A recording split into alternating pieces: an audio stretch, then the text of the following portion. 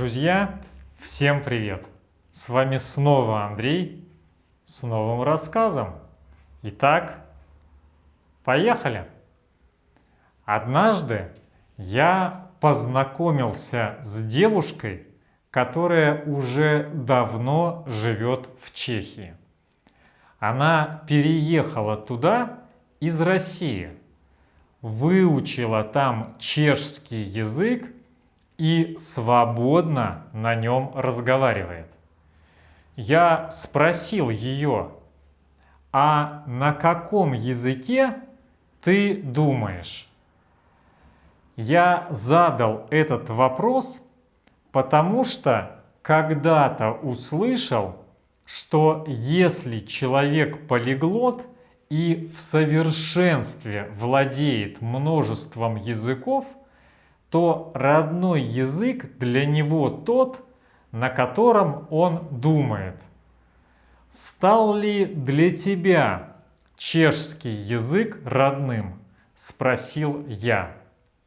Это сложный вопрос, засмеялась она.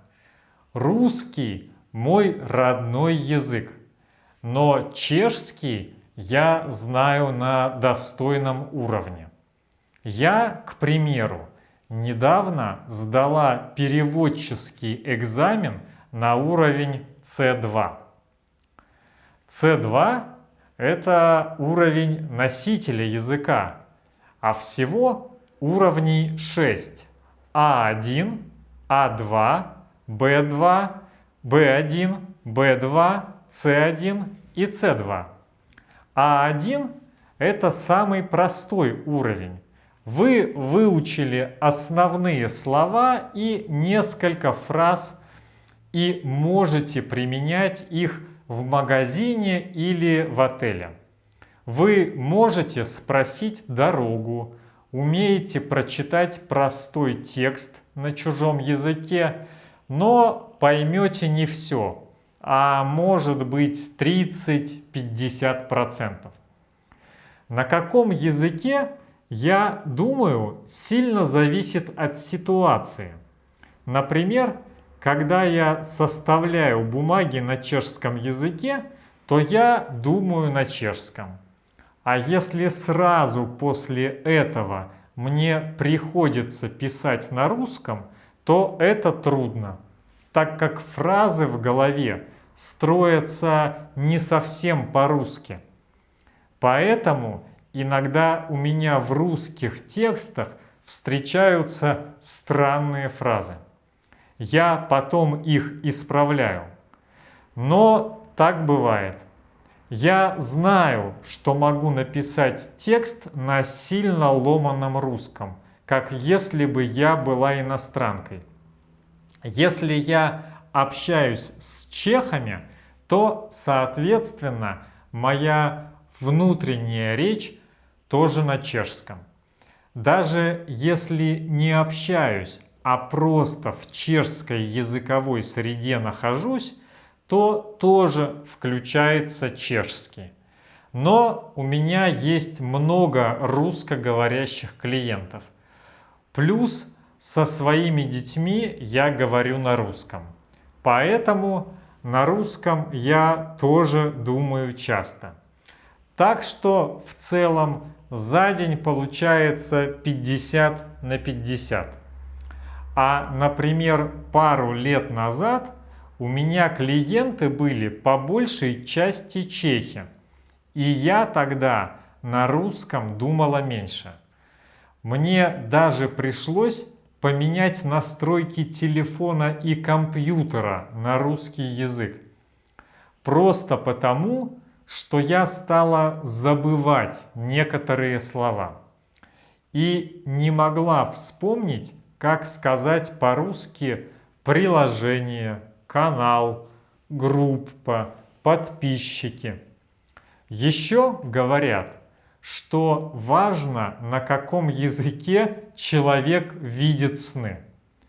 Я помню, что на чешском мне снились сны, когда я только начинала учить его и знала еще плохо. А когда я активно общалась на английском, то мне снились английские сны. А сейчас я даже не понимаю, на каком они языке снятся. По-моему, на какой-то жуткой смеси. Еще у меня был интересный опыт в Германии, когда я не узнала свой родной русский язык. Я тогда уже 3-й год жила в Мюнхене. На работе были только немцы и бриты, приятели немцев. И по-русски я говорила максимум 5 минут в день, когда звонила домой. Захожу в субботу утром в большой универмаг на главной улице и слышу довольно резкую иностранную речь. Все при этом понимаю, но язык не узнаю и гадаю, на каком из славянских языков люди разговаривают.